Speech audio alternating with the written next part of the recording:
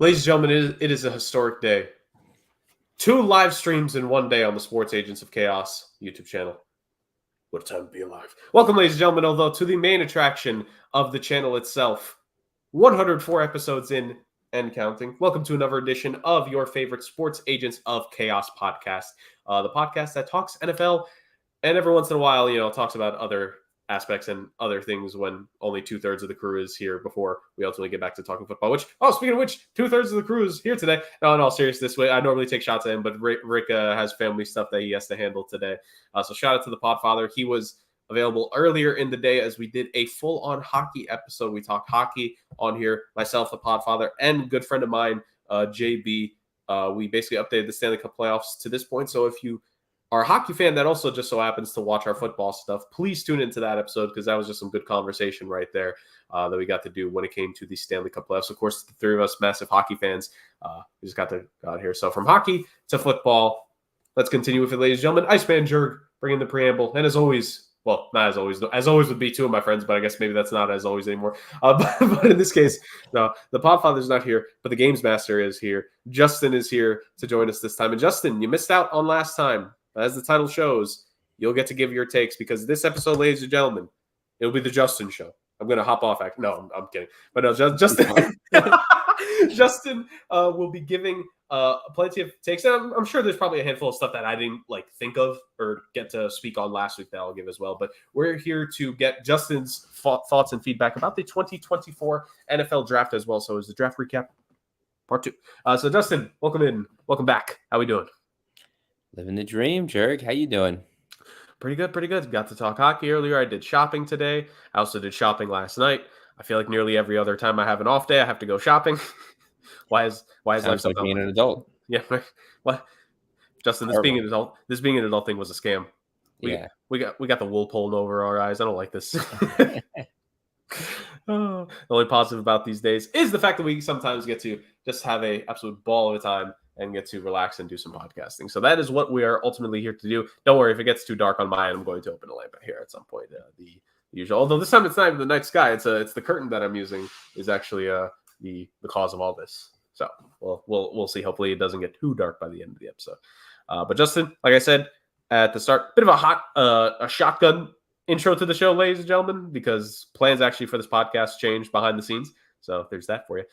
But as I've always said, I said this more early on before I just kind of went away with it, but it doesn't matter. Rain, sleet, hail, snow, people missing episodes for whatever related reasons, we will be here and we will give you content. And we are here to give you all the content. So that being said, Justin, let's get straight to the draft. The 2024 NFL draft, we are a bit removed from it. Once again, Justin was not here last time, so it's only fair that our guy gives some takes of his. So there's a couple of the main aspects that Rick and I got to discuss here, Justin, that I'm going to throw your way and what your thoughts are on it. And then we're going to get to, I'm saying winners and losers, but if it ends up more being like, hey, there's a select team that we end up focusing on for the draft picks they made, necessarily if we like them, like some like that, whatever the case is, that's what we're doing here today. So, Justin, let's start with the storylines from the draft that Rick and I mainly discussed last week. And I think the biggest one that we want to hear you give your 2 cents on is the fact that the quarterbacks. This was a very quarterback-heavy draft in the first 12 picks. 6 of the first 12 picks ended up being quarterbacks. I think that's the most quarterbacks ever taken with the first 12 picks in the first round. So it was a very QB-heavy draft at the front, to say the least. And then later on, very much so later on, the guy who we expected to be like the 7th quarterback, I guess, in the conversations, ended up going in the 5th round. Spencer Rattler going to the New Orleans Saints, where I'm sure he will learn from Derek Carr to yell at receivers when he's the one that missed the pass. So aside from that, good luck, Spencer Rattler. So, Justin, 6 quarterbacks taken early. What were your thoughts? Give us your thoughts on each one of them. Caleb Williams, recap for the people. Caleb Williams to the Chicago Bears first. Jane Daniels to the Washington Commanders second. Drake May to the New England Patriots with the 3rd overall pick. Bo Nix went 12th. J.J. McCarthy went 10th. Right? 10th? Yeah, 10th. And arguably the biggest shock. I definitely can't wait for your take on this one. And probably the inspiration and motivation for us to maybe do a live draft reaction show next year. Michael Penix Jr., 8th overall. What a shock that was. So, Justin, your takes on all 6 of the quarterbacks that were taken in the first round. Well, that was really the only shocker in the first round in my mind, at least in the first 15 picks. It's something that nobody saw coming. Absolutely nobody. I mean, for them to take a quarterback with the top 10 pick a year after they excuse me, paid a quarterback 9 figures. That's a crazy move. I understand the thought process behind it, but if you're paying someone 9 figures, that means you're in win now, which means you're taking up a whole bunch of cap space. And realistically, you might be in the same spot in 3 years, whether or not this kid is good. So to me, it didn't make a whole lot of sense. Again, I get why you do it. You love the Jordan Love model, but the Jordan Love model happened when they were 23rd, 24th. They had a better team around them. Like there's some pieces in Atlanta for sure, but there are some holes there as well. And there were a lot of different players that I felt they could have plugged in and played and put in those positions instead of taking a quarterback there. So, hey, all the power to them. They think that's the right move. That's their prerogative. Caleb Williams is the obvious number one overall pick. And it makes a lot of sense to me. He is not the reigning Heisman winner, right? He won 2 years ago. Yeah.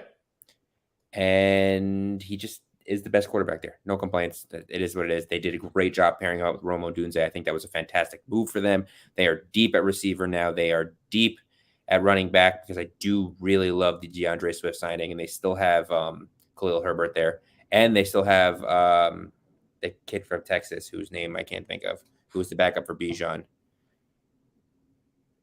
Anyways, moving forward. Wait. Who you were talking about? Who again? The running back from. He's going to be the third string running back now in Chicago. He went to Texas. Oh, he was a rookie last year. God, why am I forgetting his name now? Roshan. I even remember the first name and not the last name. Hold on, I have the Bears roster. You work on that. I'll go to the next one. That is Roshan Johnson. Thank you. The Johnson is the easier name. Right, we completely forgot that. Yeah. I'm sorry. You're good. To me, the most exciting quarterback pick in this draft was Jaden Daniels. I think that he's an electric player. You don't know what you're going to get from him, but you know it's going to be exciting. It's going to be fun to watch. And I'm excited to see what he does with some of those pieces there. I mean, people forget just because, they weren't an electric team last year. They were in some close games, mostly against bad teams, but they still have those three really good. I'm sorry. Now it's two because Curtis Samuel left, but they still have two really good receivers there in Jahan Dotson and Terry McLaurin. They signed Austin Eckler. They still have Brian Robinson there. They signed Zach Ertz. I believe they drafted a tight end too, whose name I am forgetting. That was pretty good. They get the Ohio State kid. Oh my God, Stover, right? Is that who it was? I think so. I think Stover. I mean, Stover is the first tight end name not named Brock Bowers that comes to mind. Honestly, that's probably the big thing for me. I just look at his name. I said no. They got Ben Sinnott, 6'4", 250 pounds out of Kansas. Kansas. Well, I mean, you said Ohio State. To be fair, I thought Stover. I asked if it was the Ohio State tight end, but I was wrong.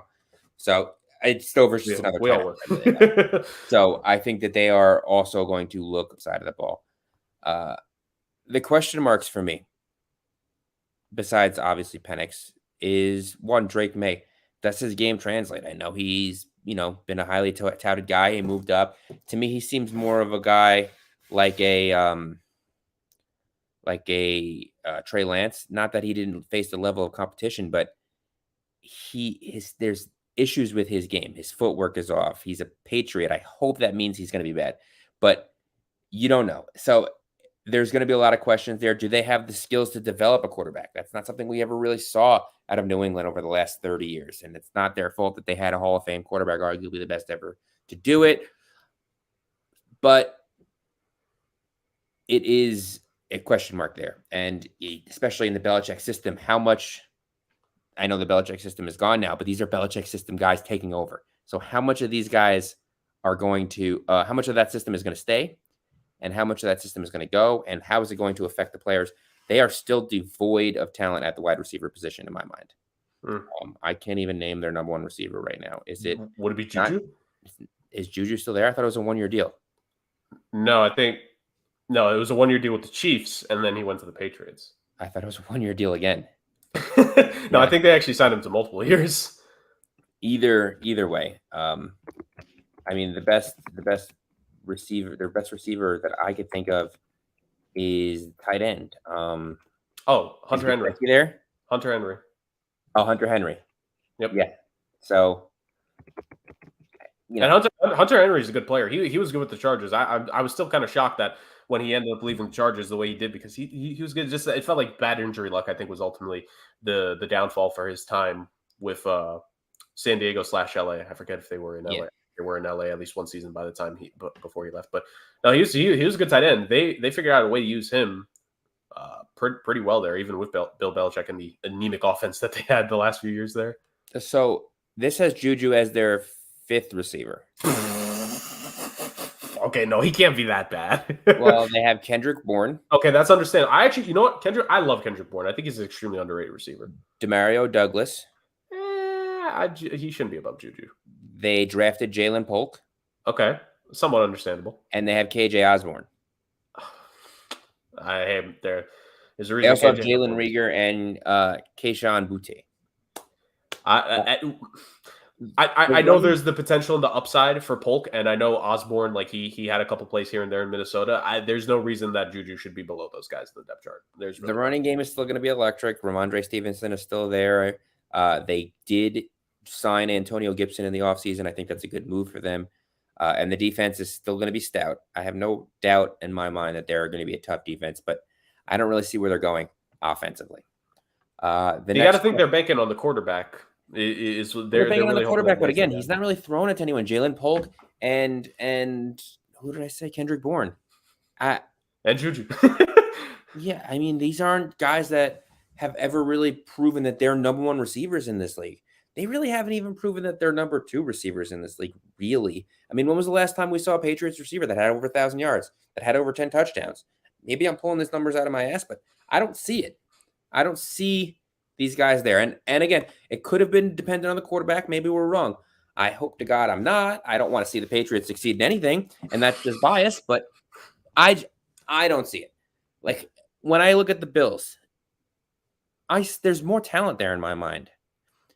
I'm not going to compare it to Miami. Obviously, Miami has more talent receiver. The Jets at the very least have Garrett Wilson. At the very least. And sure, there's other guys there. I love the guys. I love the kid they brought in. Mike Williams, if he could stay healthy, is another excellent signing. I do think they really need some more depth there, but it's not terrible. Like, in New England, you're not really sure. It's a mishmash of guys. They're hoping to find someone, but that guy's not there. The other 2 quarterbacks. Bo Nix was a surprise to most. I mean, not all of us could have had him drafted by the Broncos in their mock draft. I don't know who would have thought to do that, but I like Bo Nix coming out of college. People do not. And I understand the situation and what some of the things that make people hesitate are. That being said, I think he's an excellent fit with Sean Payton. He does exactly what Sean Payton wants a quarterback to do. He's accurate. He's smart. He checks the ball down. He's not going to give up, major interceptions and in crunch time situations. And the kid has a pedigree of winning. And I think that's going to be good. I don't necessarily know if he's a Super Bowl winning quarterback, but if you're telling me that they build their way back up to a perennial playoff team with a quarterback like Bo Nix, I'm not surprised. I don't know about the rest of the Broncos in general. I know that Judy is out now. They still have Cortland Sutton, who hopefully stays healthy. He can never seem to stay healthy. They were always kind of deep at receiver, but we don't know what's really going on there. And they're hoping the kid that they drafted last year can take a step and not just be their returner anymore, right? Mims? Yeah, I think they're hoping this year he takes a step as a receiver. That would be great. Again, I see this. The difference is you can see the path, sort of. And the idea that Bo Nix is not necessarily as physically talented as some of these guys is an issue, of course. But you see these people were, like when Russ was coming out, Russ fell to a 3rd-round quarterback because he said he wasn't tall enough. That was it. He was one of the most accurate quarterbacks in the country. He had a decent arm. He could throw the long ball. He could throw the intermediate throws. He's good on his feet. And you saw when you placed a good team around him, he could win a Super Bowl. we're going to see if we can get that Russ of old back in Pittsburgh, because let's face it, that's the best defense he's played on in a long on his team in a long time. So we'll see what's going on there. They also need some help at receiver, but we'll get to that later. And then the last one. This one is the wild card to me, because all J.J. McCarthy has ever done is win. But is he going to be able to translate his skill set to the next level? Because most people say no. He did decently in the combine. There was a lot of smoke that the Giants were going to take him. There was a lot of things that a lot of people thinking that he was going to trade up. The Broncos were going to trade up with the Jets to trade him, and then the Vikings traded up. And it's a very interesting move. The thing is, their offense is built differently than Michigan's, in my mind, because they don't have that kind of power running game that Blake Corum brought. Right. And I know they're working on moving around that offensive line to solidify it. Christian Darrisaw, I think, is going to be fine if he could stay healthy. That he's had some issues staying healthy in the league since he's come in. And I don't even know, is Cam Akers their starting running back right now? Did they draft a running back? Oh, that's a whole outlook. Respect to Cam Akers, a warrior always for the fact that he tore his Achilles and came back later that same season in the playoffs. But him being the starting running back right now for this team. No, isn't it Aaron Jones? Is Aaron Jones? Oh, yeah, they signed Aaron Jones. So, and it was a move that was a head scratcher at the time, but now I kind of like, if only that he's going to be able to come in and kind of solidify that backfield and kind of give, a shoulder to lean on for J.J. McCarthy. Right. As of right now, ESPN has Sam Darnold as the starter. I don't expect that going into the season. Probably but not. Other than that, they're pretty stacked at receiver. Like I said, I like a lot of the offensive linemen they have. That they're going to be there. They're young. They're going to be there for a long time. They're deep. They have T.J. Hawkinson, Jordan Addison, and Justin Jefferson. So I could see them competing offensively. We know they've had a lot of issues defensively, and we'll address the rest of their draft after we're done with the quarterbacks. But they have some decent defensive players. They need to build upon what was a bad all-around season, and partially because their quarterback got hurt. Don't get me wrong. But they're going to be missing a lot, especially on defense, and it's something that they struggled to replace over the last few seasons. And now they've lost their best player in Danielle Hunter. So the J.J. McCarthy experiment is going to be just that, an experiment. And we're going to see. They love him. All he's ever done is win. These are the best players that he's ever played with. Yeah. It's going to be interesting to see what that product. And I don't want to make a prediction on it, to be honest, because I honestly have no idea which way we're going with it. Yeah, because at this point we could try to pontificate whatever we want right now of how these rookies are going to go. We're literally not going to know until we even get closer to what the rosters are going to look like definitively. Once we start to hear and see reports of how they're doing, like it would be foolish for us to try to predict right now what's going to happen. And even you could go a year in, Mac Jones, for as much as I look at this achievement as kind of less than what it used to mean. He was a Pro Bowler his rookie year. Hadn't played like a Pro Bowler since. So it's one of these deals where it would be really taking a leap of faith one way or the other, whatever our takes on any of these quarterbacks might happen to be right now. Like, no, I'm with you. I said a lot of the similar things last week, Justin. I felt with Caleb Williams, that was the obvious slam dunk pick. He's been projected to be the number one overall pick in this draft class for at least the last 2.5 years. So that wasn't a shock. Jaden Daniels, kind of similar to what you were talking about now, the fact that them bringing in McCarthy makes you like the Aaron Jones signing, or at least understand it a little bit more. That's my mindset when it comes to Jaden Daniels for Washington, because remember, they signed a lot of like fine players in the offseason. They signed a good amount of veterans, but not those guys that probably guys that are fine for the team. They're positional upgrade maybe compared to last year, but it's not going to take that team over the top. But it's a team that is, trying to, this again, really brand new ownership. I know there's a different owner last season as well.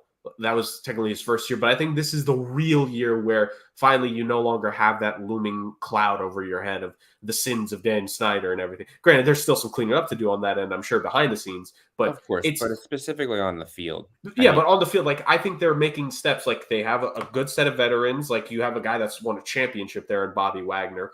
You have guys to set a standard. in Washington, which, despite what Bruce Allen said all those years ago about the culture being really good, no, it wasn't. But now they have a chance to really reset it and make that actually establish a real culture. So I've kind of like that Jane Daniels pick with everything that they kind of turned me on the Commanders offseason, really, and having a little bit more faith. I mean, granted, I'm not going to say they're going to win the division, no, but it's a fine scenario for a young quarterback to enter into. He's not entering a scenario of chaos. It's interesting also because of the players they put around him. They already had I don't want to say a great offensive line because they gave up a lot of sacks last year, but they've retooled. I believe they brought in some veterans, some backups, and they have very exciting young receivers. They have very exciting running backs. And now they have a very exciting quarterback. These are guys that can turn, 2-yard plays into touchdowns. Yep. Into 20-yard touchdowns, into 40-yard touchdowns. Yep. These are guys that can do the little things, but they can also be incredibly explosive. We've seen what Austin Eckler can do in a high-powered offense. We've seen the season that Terry McLaurin can have. Yep. We've seen flashes of Jahan Dotson. Excellent play from Jahan Dotson. All right.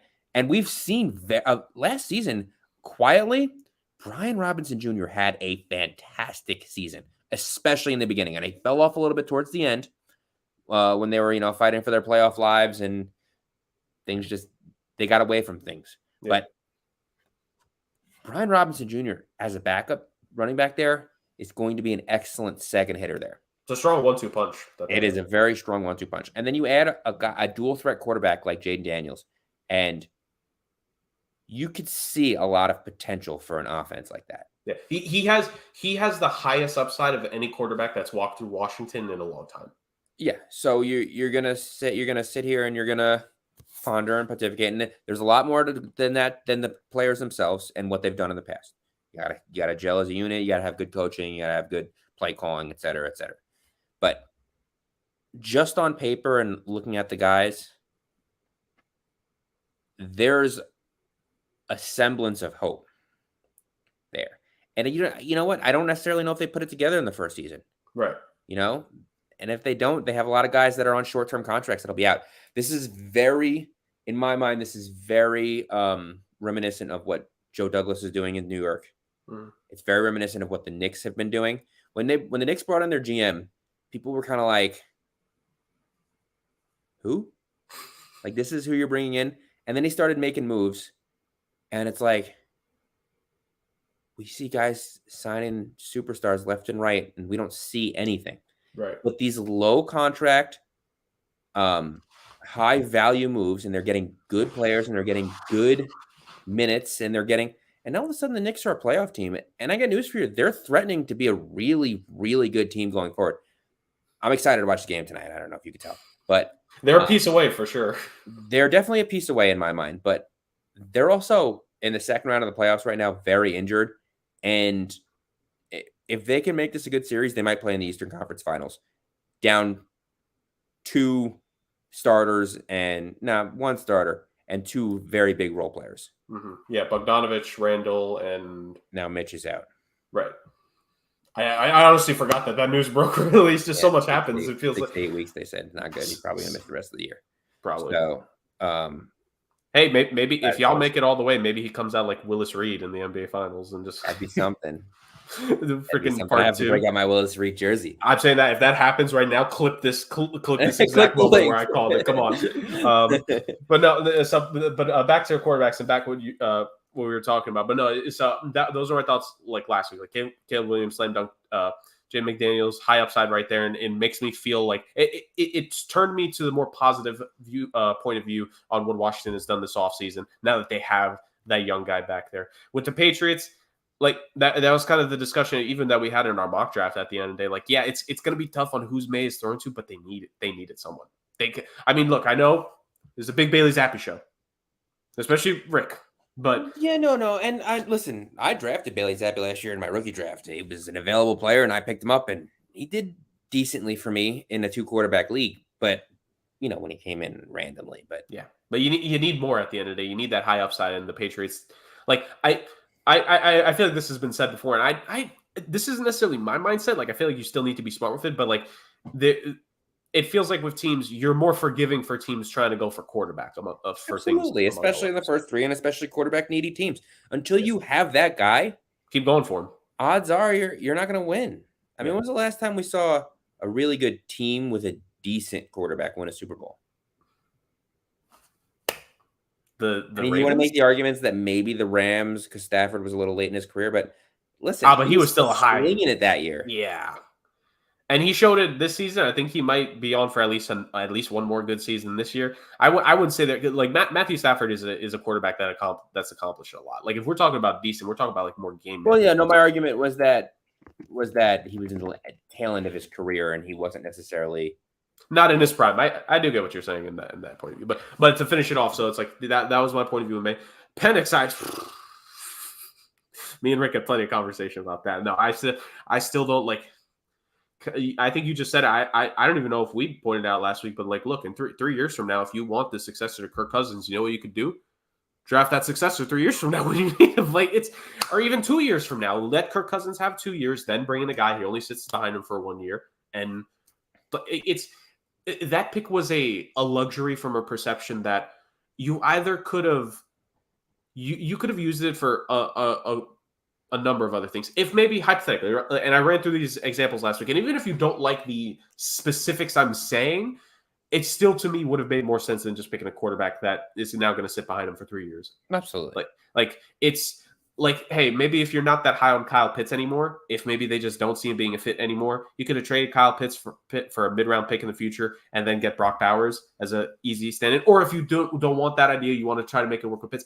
Is Drake London going to stay there for the long term? You had a pick of at least one wide receiver that was still on the board at that point, right? Because with the very next pick at 9, Odunze went to the Bears. So it's like maybe you could have gone him. Maybe you could have shored up the offensive line even more for yourself. I mean, 50-50. I mean, the offensive line there is good, so that's why it's like that's the definition. That's the luxury.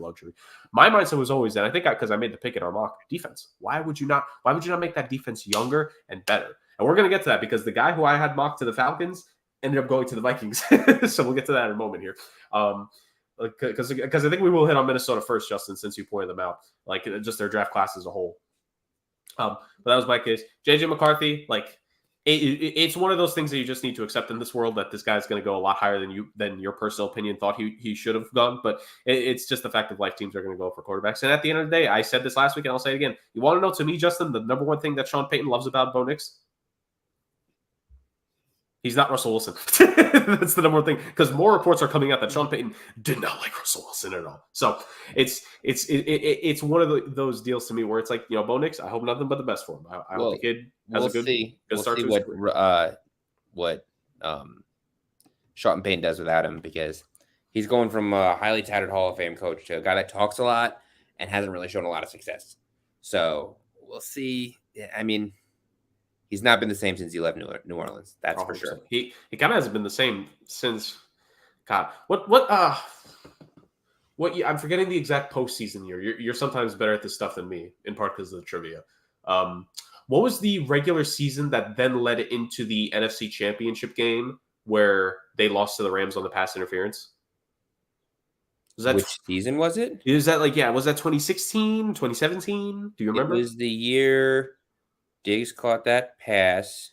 That was 2018 because the Eagles won the Super Bowl. Mm-hmm. Yeah. So they lost. They were the favorites to win. They lost to the Rams due to the pass interference. And the Rams went to the Super Bowl to face the Patriots. Is that the year? Yeah, because that was the NFC title game. Oh, and the next year was the Minneapolis Miracle? I thought that was the year before. I thought it was the year before that. I thought it went Minneapolis Miracle. That happened. They beat the Saints, and it was the second year in a row of absolute heartbreak. Right. Yeah. Right. So, but like I think those 2 years were probably the last 2 really good years that Sean Payton had, because then after that, yes, while you still had Drew Brees, I think we were all starting to see Drew Brees started to fall off. Everyone knew that those were their last 2 chances to really win a Super Bowl. Yeah. So it's a lot to prove for Sean Payton and co. In Denver when it comes to all that. So that being said, we move on and we continue with our draft talk. So Justin, actually real quick, Justin, the other storyline that I just want to say here real quick, just because of like what me and Rick discussed last week, and then we'll get to individual teams. The first, let me just get the exact number right here. The first 14 picks in this draft were all offense, whether it be quarterback, skill position players, or as we also saw, offensive linemen that went at 14 to the Saints, 11th overall to the Jets, and 7th and 5th overall to the Titans and the Chargers, respectively. So it was straight offense, and then you started to see the defense go thereafter with Latu to the Colts at 15, Byron Murphy to the Seahawks at 16, and so on going forward. Real quick before we get to start to individualize it in terms of teams, because obviously with all the offensive picks that were made in basically the first half of the draft, let's say, that led to some of these defensive players that maybe they had not top 5, obviously, but maybe top 7, top 8, top 10, top 12, like those kinds of guys. I think there were at least a couple of those guys that maybe pre-draft you could have foreseen going, but then ended up falling.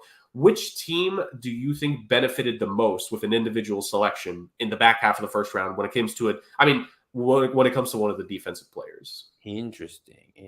So let's look at the actual order. If you need a moment, I'll say for myself, the first one that popped to mind, honestly, was the just on pure draft need. It was the Eagles and the Lions with their cornerback selections, because you get Mitchell and Terrion Arnold going 22nd and 24th. Like both those teams needed to beef up on the defensive backfield a bit, and I think those are two teams that are very happy with the way the draft shook out in the first 14 picks. The fact that it is just pure offense, zero thoughts to go into the defensive side, really set up a couple teams such as them to fill their needs, but fill their needs with talented players. So those would be two of the first that I would point to.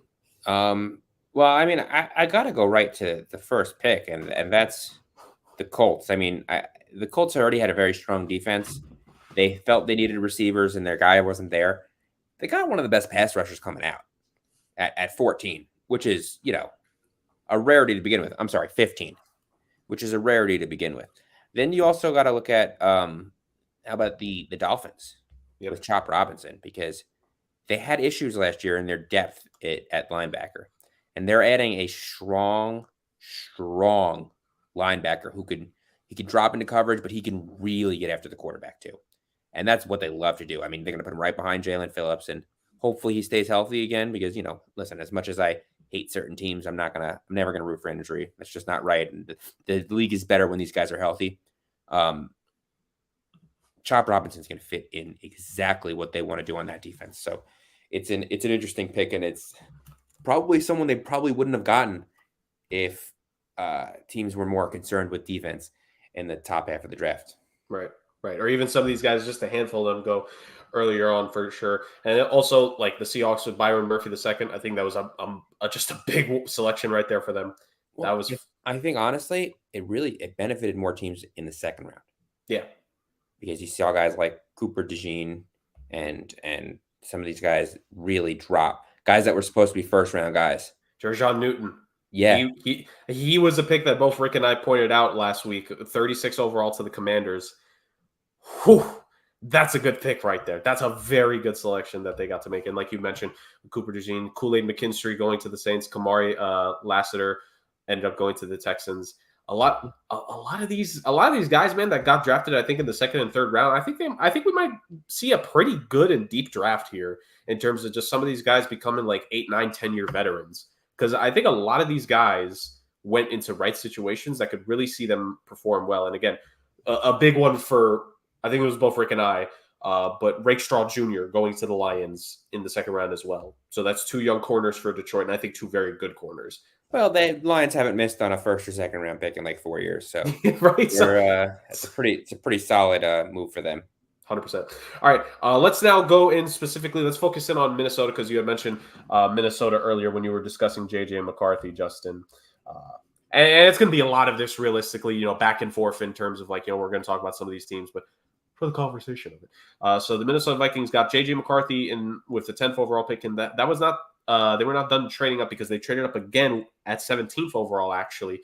They traded up to get Dallas Turner out of Alabama with the 17th overall pick. So 2 first-round picks used, one with J.J. McCarthy, one with Dallas Turner. Very interesting that a team drafts a quarterback with their first round pick, and then with their next first round pick that they had to make a trade for, an Alabama defensive player. Houston, Minnesota. That's not going to be as successful, but but they do that, and then the rest of their draft, because of the picks that they ended up making, the trades that they had to end up making, I should say, the rest of their picks were much later in the draft. It was a fourth, sixth, and fourth, 2 6th, and 2 7th round picks that they had for the rest of the draft. I mean, I will say, actually, I mentioned Kyrie Jackson last week as a selection that I like. So Kyrie Jackson, just another young corner that they add to that room there. Walter Rouse is the tackle out of Oklahoma. Maybe he develops.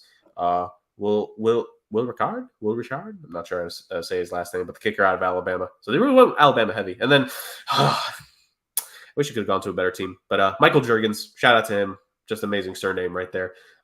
He ends up going to the Minnesota Vikings, and we'll see what he becomes there. I mean, realistically, they're smart. They should start him first day, because why not? That last name deserves to be starting on offensive lines around this league. But ultimately, they get him. And then Levi Drake, out of Texas A&M University Commerce, with the 232nd pick in the draft. So I know you had mentioned, going into detail with the rest of their draft. What were your thoughts? I'm sure predominant stuff that you want to look at there, Justin, is Dallas Turner, and then making the trade up for that move, because the Vikings, they were very aggressive on draft night, to say the very least. They were absolutely very aggressive on draft night, and it's a team that I think needed to be aggressive. They had a lot of holes. They wanted to be better this year. They didn't want to wait. And this seemed like a deep draft, and especially in a draft that was so loaded offensively that they had 14 offensive players go in the first round. They saw their opportunity to strike, and they did it. And it's a lot like the Texans last year when they traded up and they drafted Will Anderson. Yeah, that guy out of out of Alabama, was it? Yep. So and we don't know if they're going to have the same level of success, but it is fairly similar to what we saw, and I think that's the model they were going after. So they got their quarterback, they got their defensive player, and they both fill major needs for this team. Yep, and really, this draft class is ultimately going to be graded in the future, 3, 4, 5 years from now, on the success of those two guys. Obviously, it'd be nice if one of these other selections that they made with these depth picks, sometimes as a GM, it could be, and your scouting as well. I mean, not discount what the scouting group always does for these teams. It could really, hitting on your 4th round pick, hitting on your 6th round pick would be nice if they could become a good, versatile starter for you. But I think we can all agree, and this is kind of what me and Rick were discussing last week, but the success of this class is solely on these first 2 picks, because you have to trade up for both of them, right? Now, it wasn't the biggest trade up for the Vikings. It was just a 1-pick trade up, but they still have to give up a little bit. So you're talking about trading up for who you're hoping is the quarterback of the future, and then also for the guy that you're hoping is the fixture on your defensive line for many years to come. So that's going to be very interesting to see how this all plays out for the Minnesota Vikings, to say the very least, between JJ and Dallas. And again, if any of these other guys that they finished off the draft with, right? Again, I like Kyrie Jackson. I had a bit of a higher grade than 4th. I thought maybe it could have been a 3rd round pick. But I felt he was a good pick coming out, so maybe he'll get some opportunities here early in that young defensive back room. And again, Michael Juergens, how can you not want to draft that guy? So ultimately, it's going to be interesting to see. But the success for the Vikings general manager and this current group that's there, heavily McCarthy and Turner are going to be the 2 big pieces for that. So there's that. So Justin, a team that I want to go to real quick as we start to go a little bit into certain teams here is the Los Angeles Chargers and the selections that they ended up making throughout the draft. Now, this is the first draft, of course, with new GM Joe Hortz, and also, of course, there's a new coach hire that they made. I don't know if you guys ever heard of him, Jim Harbaugh. It's the first draft under those two, and the selections were made as such. They made Joe Alt the 5th overall pick in the draft, which definitely affected what the Giants did. It was kind of between it was Alt and Neighbors were kind of like the flip flop for a lot of people. Be like, okay, if Alt goes here, Neighbors goes here, or if Neighbors goes here, Alt goes here, etc. So you have Alt going at 5th overall. You have Ladd McConkey was then drafted early in the 2nd round, which I believe they traded up for this pick, if I'm not mistaken. They traded up to make the selection of Ladd McConkey. And then they got Junior Colson out of Michigan with the 69th overall pick. Nice. And of course, Jim Harbaugh. You knew he was getting at least one Michigan player from this draft. Come on. They were there. He was always going to get at least one of his guys. Then they picked the kid out of Alabama in the 4th round. Justin Ibojib. I totally butchered his last name. And then you have a couple selections here at the end. Tarheeb Steele out of Maryland, Cam Hart out of Notre Dame, and Kamani Vidal. Just more picks. They also got Brendan Rice, to be fair, out of USC. So maybe, we're talking about what they could do. Oh, excuse me, 2 Michigan players. I actually nearly forgot about this, but Cornelius Johnson also. So a couple late round wide receiver selections there for the Chargers to just add to that position group that really needs it. What did you make of the Chargers, Justin, when it comes to their draft pool? And especially, I think like the key to this, because again, ironically, it's not their first draft. Obviously, the Minnesota GM's been there, but this is going to be a defining draft for him, right? For this Chargers group now, this is the first draft between Harbaugh and Horitz. This is kind of like that first big indication of how the tenure is, right? Like the first draft for a new GM coach tandem is always big. So they ended up going Joe Alt with that first pick. So what did you make of them going Alt at 5th overall, and then the rest of the draft for them from there, from your point of view? So when the new GM and coach got there, realistically, there was a lot of work to be done. Yeah. They were the 32nd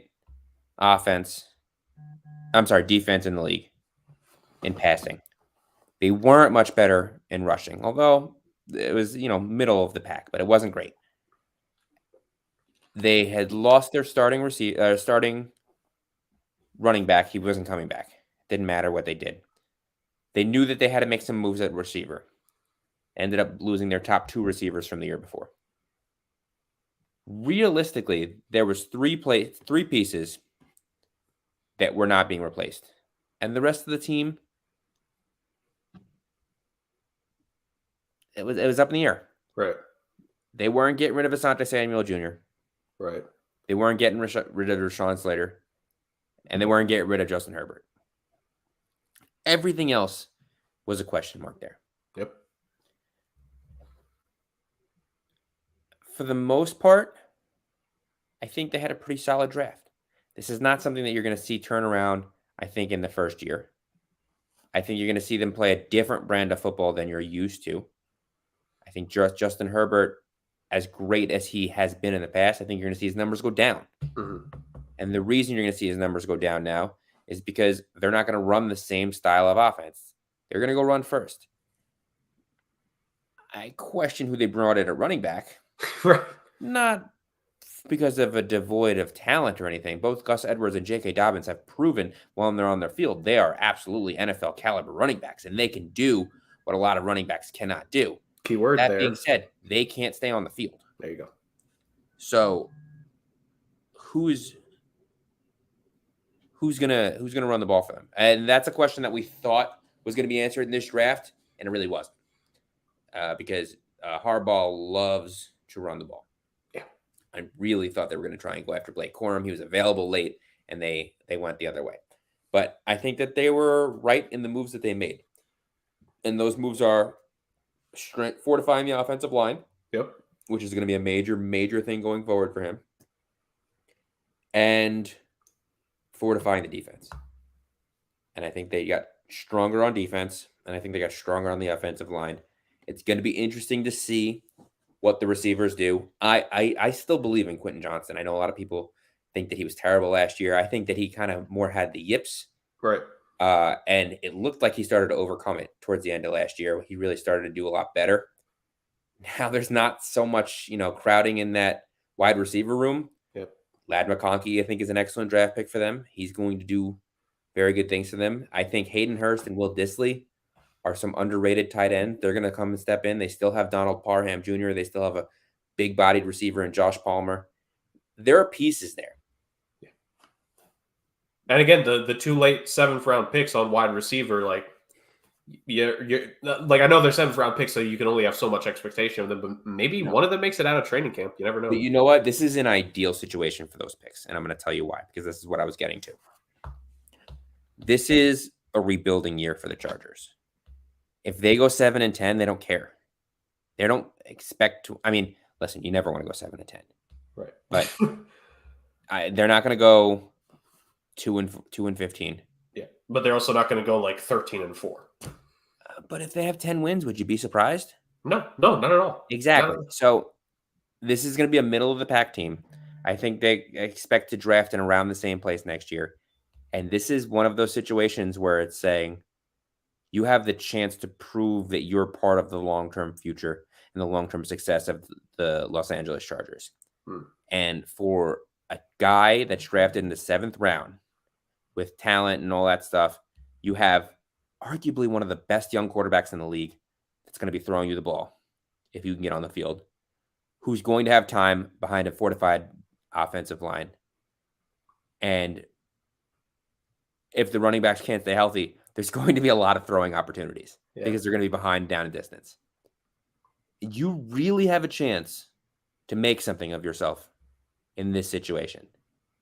You're going to get accurate balls. If you get open, the ball will be heading your way, and you can really prove that you have the opportunity. And if you don't, you won't be getting reps next year. That's all it is. I mean, it's obviously a major thing for these guys, but that's all it is. So if you're a 7th round pick, and again, Donald Parham, very good. Another guy can't stay on the field. Yeah. There's a lot of depth and youth for the Chargers, because you were talking about the picks made to help out the defense. It's you get a new young linebacker in there that maybe in Colson that could emerge as the head of the team. Like, he could be the guy in that linebacking core going forward. I'm sure Jim Harbaugh is going to trust him and give him a lot of responsibilities, right? And you have a 4th round pick, with a defensive lineman out of Alabama.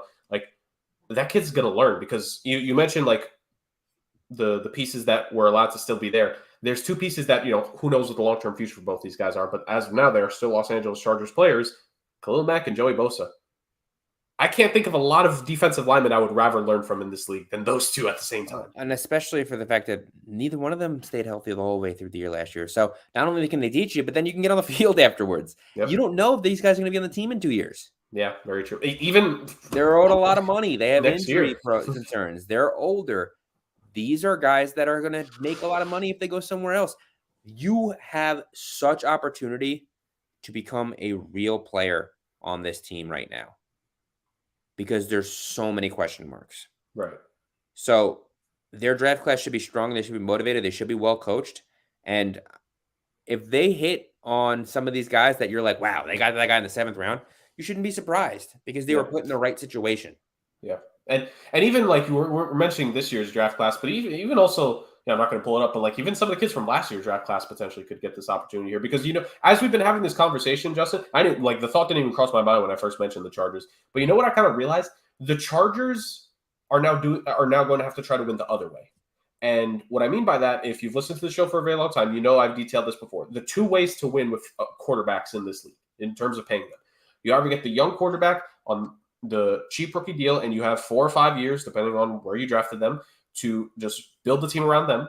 And then you have the next step where, if you're going to go with the veteran quarterback, you then have to pay the veteran, and then you got to make hits consistently, hit on good value deals in free agency, good draft picks that you make, et cetera, et cetera. The Chargers are now moving from the first part of that deal to the second part of that deal. And what you're mentioning about the overturning of the roster, some of the names that were brought in Herbert's first couple of years are gone now, or like guys that he built that early connection with, right? Keenan Allen, Mike Williams, they're both gone, right?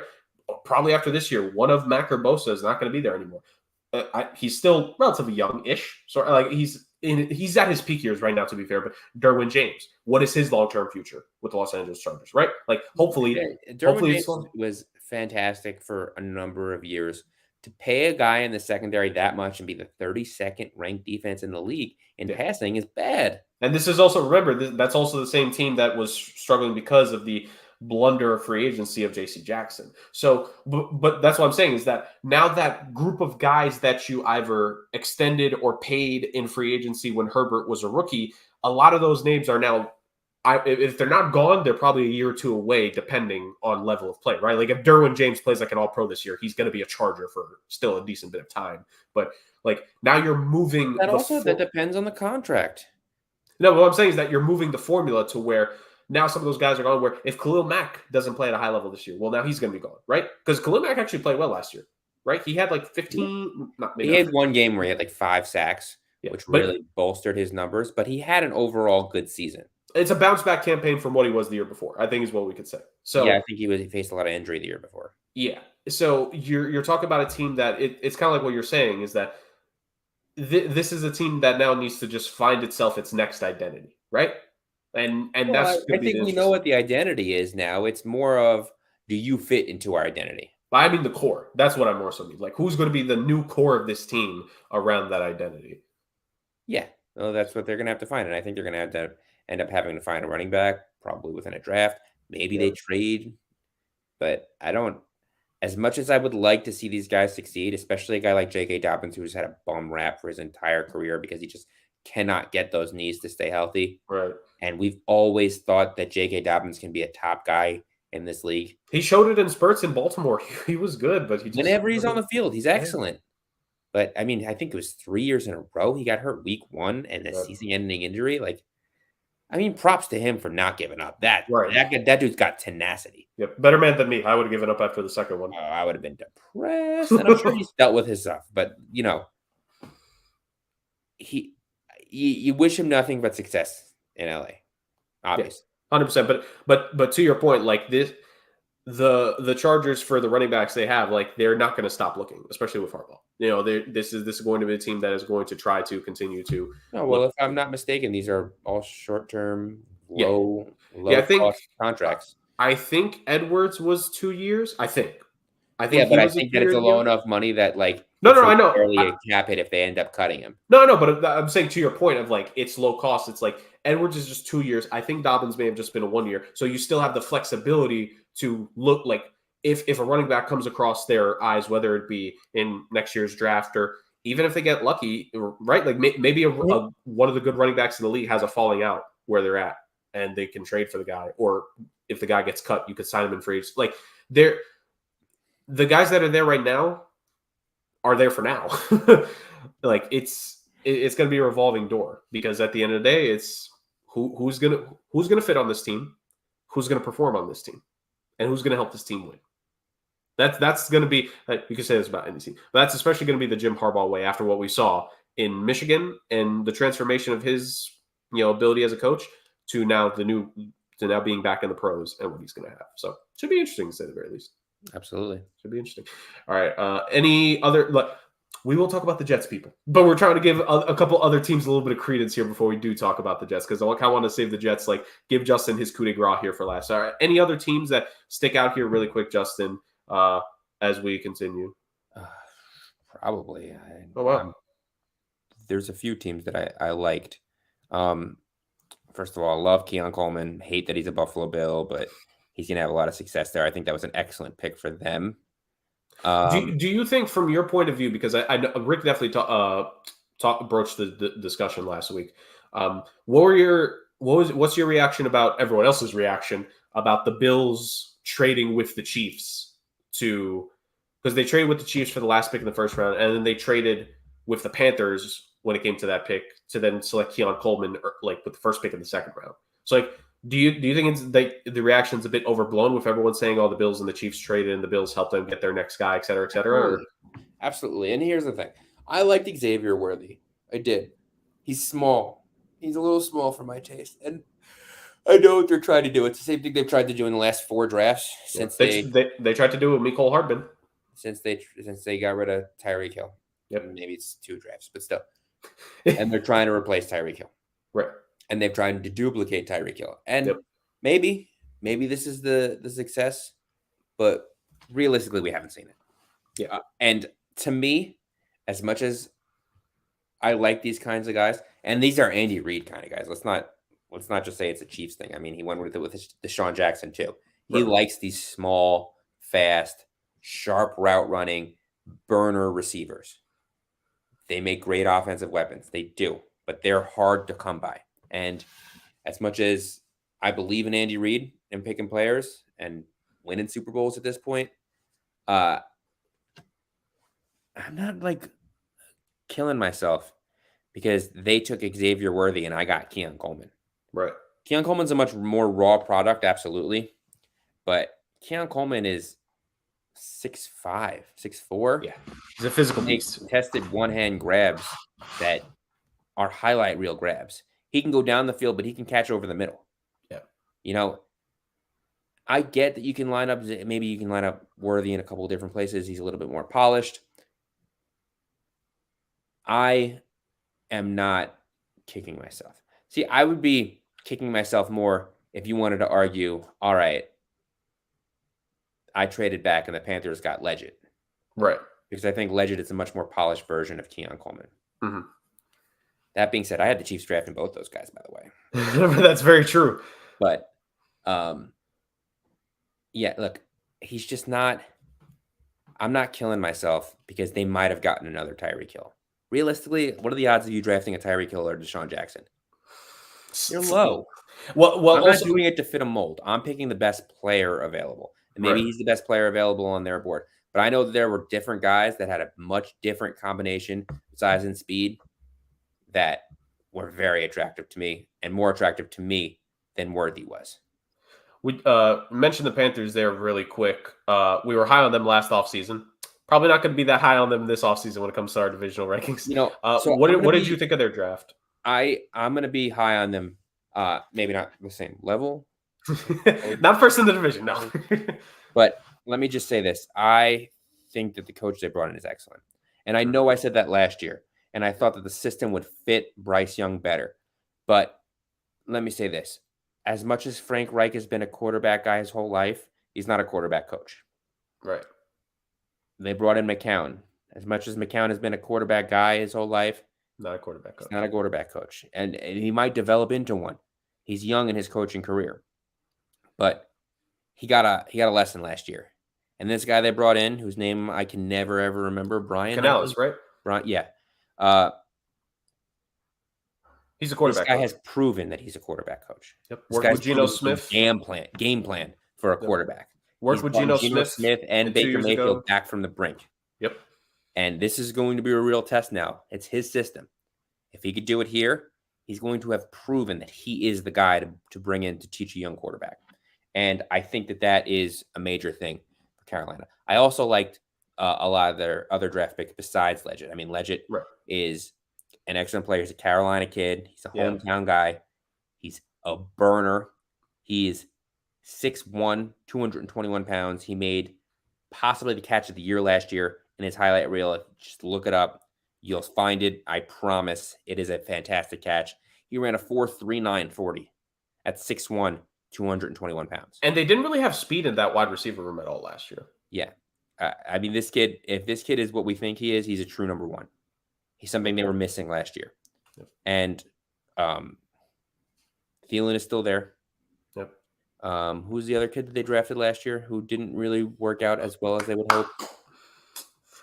Oh my God, I'm blanking on the rest of that draft class. Yeah, it's was it Mingo? Jonathan. Yes, Mingo. yes. They still have Terrace Marshall, who I think has the tools to be a decent receiver in this league. I don't think he's ever going to be number one. This is make or break for him in terms of, like, I was high on him coming out the draft. I've been a bit disappointed so far. I want to say that's more because of who they've had coaching and scheming. Mm-hmm. I hope he can have a breakout year this year because Terrace Marshall is I think he should be a lot better, and he should have a lot more production than what he has now at this point. And people forget also they traded for Deontay Johnson. Yeah. So they have a deep wide receiver room. Yep. Okay. Young, deep, with some veteran presence and leadership. Yes. Right. And they three of Andy Dalton back there to help teach Bryce Young, because as much as you want to rip on Andy Dalton has had a decent career. I haven't ripped on him. No, not you specifically. I'm talking about people in general. I was going to say. I feel like I've been nice to him. Yeah. Maybe. I don't know. I don't remember our Bengals conversation in the last 3 years. But it's mostly been Joe Burrow. Anyways, I love Jonathan Brooks. I think arguably he was the best running back coming out of this class. Yep, he's an excellent 1-2 punch with Chuba Hubbard, who should be back and healthy this year. Their issue last year was that they were very reliant on Miles Sanders, who just wasn't the guy. I mean, he was a decent running back in Philly when they had the best offensive line in the league and a high-powered offense. When they needed to rely on him, he's small, he's fragile, he gets hurt. Sure, he's fast and shifty, but it's not like we're talking about prime LaShawn McCoy here. Right. We're talking more along the lines of like I don't know who's oh my God, why can't I remember names? You're good. Picture Sproles. Darren Sproles. I would argue that Sproles was a lot more electric than running Sanders. Back. When he was a number one running back, they didn't go anywhere. Correct. because he couldn't carry the team. Yeah. He's arguably one of the best number 2 running backs I've ever seen in my entire life. And he's shown the skills where you're like, damn, he should be a number 1. But then when he's put in that position, the team doesn't succeed. So past Darren Sproles, he wasn't good for them. And now they're a little deeper with Rashad Penny, who should be able to stay healthy with lesser workload. Yeah. Hopefully. They could do a full platoon style system there in Carolina. Yes. They also drafted Jatavian Sanders out of Texas, another Texas kid. And let me tell you this, that's a big boy. Oh, yeah. 6'4", 245 pounds. They loved him in Texas. Let me tell you, they think he could have been a superstar. And frankly, they didn't really need him to be, which is why you didn't see his name in all of these Brock Bowers conversations and top tight ends. He is just as athletic as any tight end in this class. He can catch the ball. I think he had 0 drops last year, but they didn't throw him the ball that much. You know why? Because they had Xavier Worthy, Adonai Mitchell, and Jonathan Brooks on that team. He was the 4th option at best because they didn't need to throw the ball to a tight end. And he's a decent blocker, which is what they used him for a lot. I would not be surprised if you see this kid running the seam. He's going to block. He's going to get out there. He's going to catch first downs. He's going to catch some touchdowns. He's going to be a matchup issue for linebackers in this league. And I think that we're going to hopefully see this offensive line take a step in the right direction. They were young last year. They were young the year before when they had their breakout year. They had a sophomore slump as a line. I do think that they're going to get better. They're going to have a better running game this year. They're going to have better quarterback play this year. It's going to be different. And I also think underrated thing, I feel like I kind of mentioned it a couple weeks back. I forget when we were talking about the Panthers in such a detailed way. But I also feel that part of the reason why they didn't succeed last year was because when you actually look back, and I saw someone, this was broken down in a video that I saw a while back, is like the different offensive minds that Frank Reich kind of brought in last year. There was a lot of conflicting, like, yes, guys who were experienced, but guys that never worked together. I think now with this staff, I think if they're more aligned in how to run things, I think that makes a lot more of a difference and could lead to a lot more success for that line. And then ultimately Bryce Young, because at the end of the day, we talked about it for the running game. If that offensive line can help Bryce Young stay upright and give him more time in the pocket to develop, this could be a massive sophomore leap here for Bryce Young. Like we cannot discount. Again, this is why I go back to the conversation that we had in award season. I really freaking wish, man, that there was 2 different awards, one for comeback player of the year in terms of like, the story, and one for comeback player of the year in terms of like the play on field. Because if he performs at an extremely high level this year, which there might be a slight odd, they may not be good record wise, but if Bryce Young can get like 3,500 yards and like 25 touchdowns and cut down the interceptions, that's a coach of the year type style improvement, even though he wouldn't get it because of the record.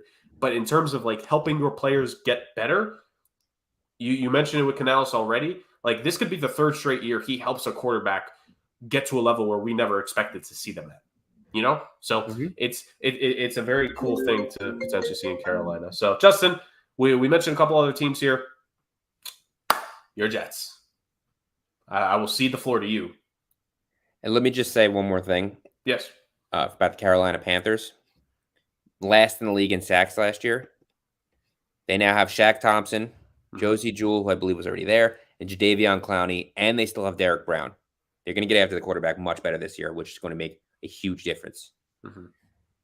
So, if those guys are healthy, I think would be a big thing, because I think that defense did have some injury issues last year. Yes. So. Okay. Worth noting. I cede the floor to you, my friend.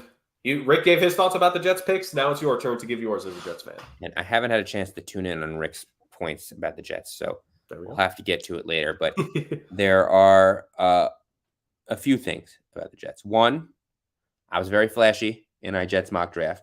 I got one pick right, kind of. I told you I wasn't going to pick him. They would never pick him in the 3rd round, but Jordan Travis, I think, is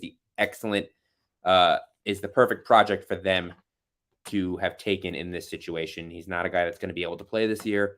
He's not a guy that is going to be immediately polished coming out, and he can learn from Aaron Rodgers and Tyrod Taylor and come back strong, and hopefully is the quarterback of the future here.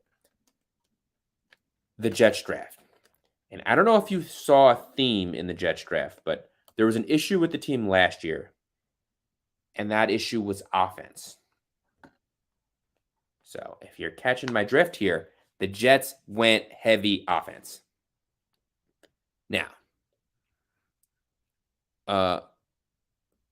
first, I don't know why they don't have their number 1 overall pick on their depth chart on ESPN, but that's a different story. I loved Olufashano coming out. He was my top left tackle. I know that a lot of people had Joe Alt. Joe Alt was predominantly a right tackle. Very good. He's probably the best lineman coming out. I liked Olufashano. He was my guy. That's who I wanted the Jets to take. And I know I had them take Odunze. It was a flashy pick. They needed the depth in receiver. They ended up getting that depth later in the draft with their second pick in the 3rd round. Their second pick overall, taken in the 3rd round. And that was Malachi Corley, a guy who dominated Division II football. And it's an interesting pick because it's a guy that you say, well, he's undersized, he's fast, but he never really faced any competition.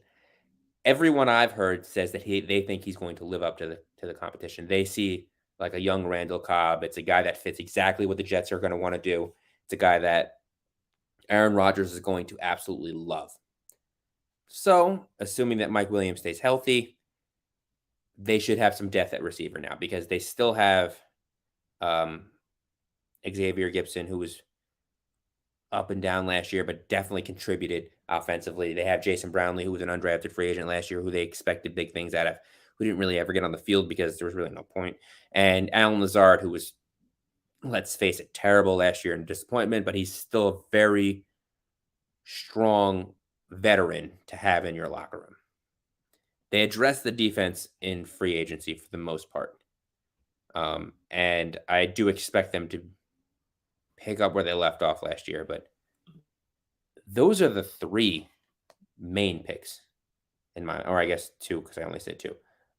The other one is going to be Braylon Allen, who they picked with their next pick, who I absolutely love out of Wisconsin because he is a running back that can block and he's a running back that can score in short yardage situations, which is something that they have lacked for 10 years.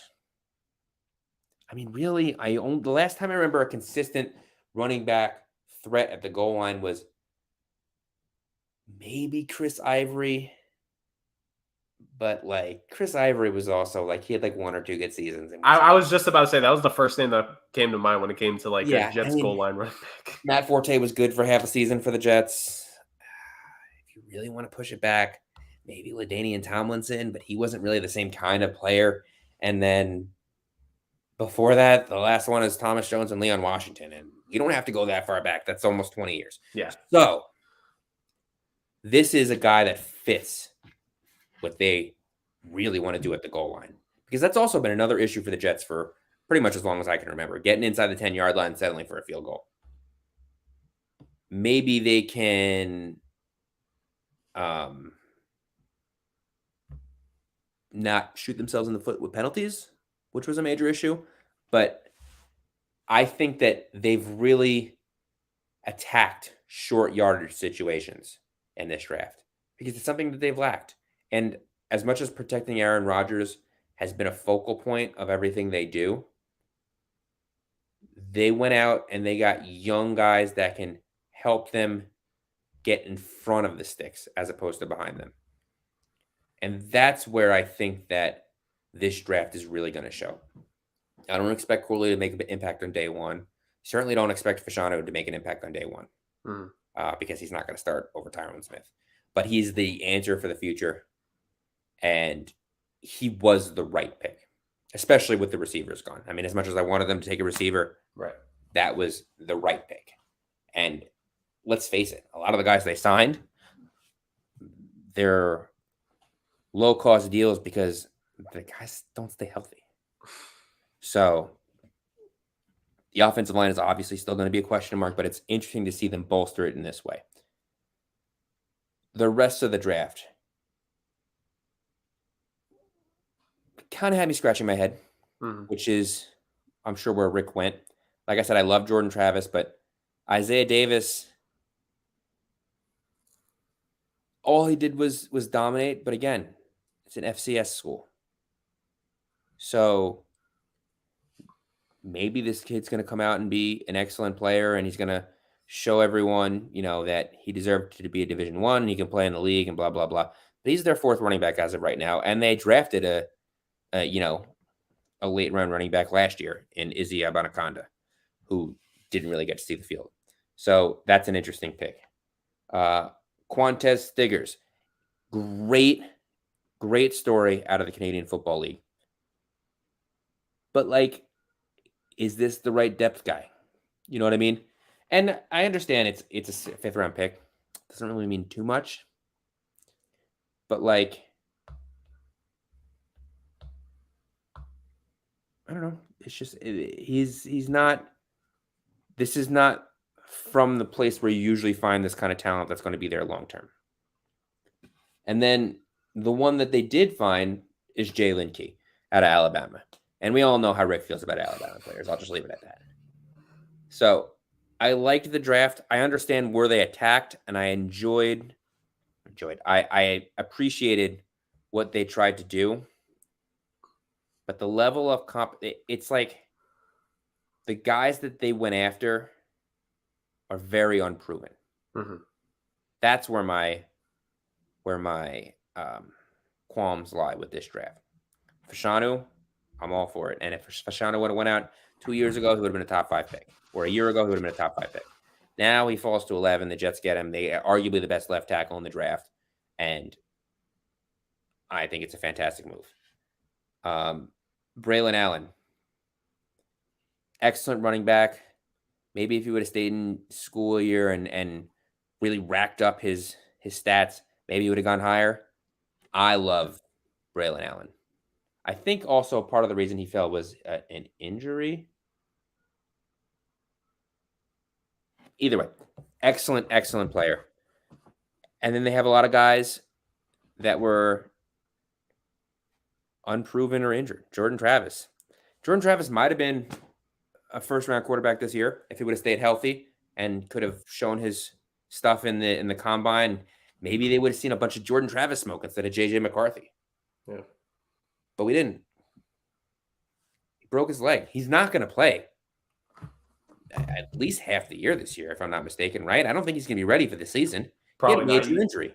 I think he is the definition of long-term project. This year is literally just sit back and learn. Yeah. So, he'll be the third string no matter what because they have Tyrod there. But, yeah, it's just not what you're looking for in a team that's in win-now mode. Right. So, again, I love the pick, and I understand why they made it, but I can understand why people don't like it. So, and the rest of the guys, Jalen Key, he's an Alabama guy, but 7th round. There's a reason he waited that long. There's issues with this guy. He's not the best coverage safety. He's not the best, it addressed the need. He played in stark competition. He was successful at points, but there were other safeties that went before him. There were other safeties from his school that went before him.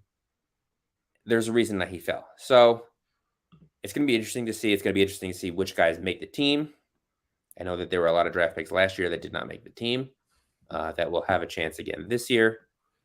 But overall, I thought it was a pretty strong draft. There we go. And with that, the second half of our 2024 draft recap is done. Probably a little bit more we could have done, but realistically, ladies and gentlemen, there's only so much discussion we could really do for 7 rounds of draft picks.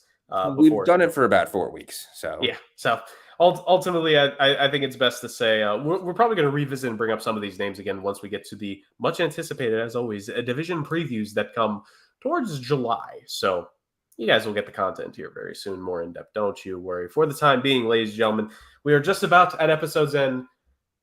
And before we go, well, I think everyone knows what I'm alluding to at this point. Did you really think you wouldn't see the Podfather this episode in some way, shape, or form? Let's throw it to him.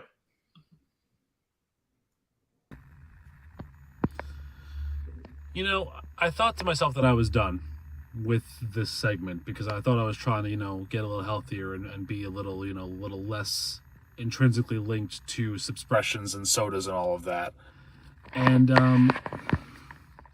well, what's the old saying go? Right when they think I'm out, they pull me back in. for some ungodly reason, I don't know why they did this, but I have seen this, and it has necessitated bringing back first expressions. Now, I pulled it out of my lunchbox over here so I could show you. I don't believe I've ever done a Dr. Pepper expressions before, but this warranted it. It is Dr. Pepper, a limited edition, creamy coconut. Look, when I tell you that there are moments in life that I regret coming up with this segment, this is one of them, because like coconut in Dr. Pepper, seriously, you know, you're reminded of when Dr. Pepper came out with we have 23 flavors and all of that. You're reminded of that whole thing, but you know, it's just like coconut is the ingredient you wanted to add into this. Really? It's not really a medicinal thing. Medicine and coconut, because Dr. Pepper was originally a medicine. At least I believe it was. I don't really have any basis on that, but I'm going to say that it was because it sounds cool. So, Dr. Pepper Creamy Coconut. I believe I tried something like this. It was Fanta Pina Colada, and it was just a nightmare, but the first watt is just straight coconut, which is like citronella almost, and that is just the worst thing I've ever experienced in my entire life so far. So, yeah, as I said in the chat to my fellow co-hosts, this is the soda that's going to bring back the segment, and it's going to be the death of me. So, first expressions of Dr. Pepper Creamy Coconut. May God have mercy on our souls.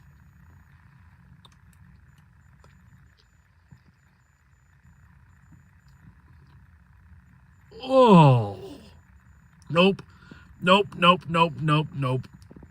Absolutely not. Oh, God. Oh. Oh, why? Why do you do this to me? No. Stop. No. I knew he wasn't going to like it the second he opened the bottle. The face that he made when he drank that was because I forgot he was doing. I forgot we have this lined up. I know he texted us earlier. I forgot what the drink was. Like, I know he texted us about it. Did he say the drink? I didn't know what it was up until now. Where does he find these? I don't understand it. I don't know. Does he like have like an alternate dimension like grocery store that he's going to? Like, I've never seen any. Maybe I'm just not paying attention. I was gonna say, you both live in the same. You both live in Long Island. Like, where is he going that you're not? I don't know. Like, to be fair, I think he's done one or two of these expressions on the road of like the history and the lore of the expressions. So yes. It's like it kind of makes sense. Like, you know, when he was maybe it's like a different region. Yeah, but it's like where does he get it from? And also, by the way, I googled it. So Dr. Pepper, the Dr. Pepper drink itself, apparently Dr. Pepper was a real doctor that was named after. But a medical background, no, the drink was not used for medical background. So I don't know what the hell he was saying there. Now just watch next week when we eventually bring back mind-blowing facts. Dang, we haven't done one of those in a while. But when we eventually bring that back, he's going to find an article that I didn't find just now saying that it actually was used for medical purposes. Dr. Pepper probably stopped the second spread of the bubonic plague for all I know. But, you know, in all actuality, no. Yeah, you know, when he was talking about, you know, what I forget the exact sense, but like, we're thinking, what am I thinking with using Dr. Pepper like coconut? I wanted to make the joke like, you could just stop that Dr. Pepper. Like, it's not that good. So, but props to him. He tried that, and we appreciate that, Podfather. We appreciate the sacrifice that he continues to give for us with trying these drinks, because Lord knows neither of us can apparently find them, actually. I would actually try one of these random drinks if they were near me. I'm going to try something new. I just don't see these things existing. Yeah. And I mean, at this point, I can't just step on his toes and make that, but regardless. Yeah. So that being said, ladies and gentlemen, Justin's thoughts on the draft, Justin's thoughts on the Jets, Rick's thoughts on a new supplemental brand of soda, part of a brand of soda. Drink, we'll call it.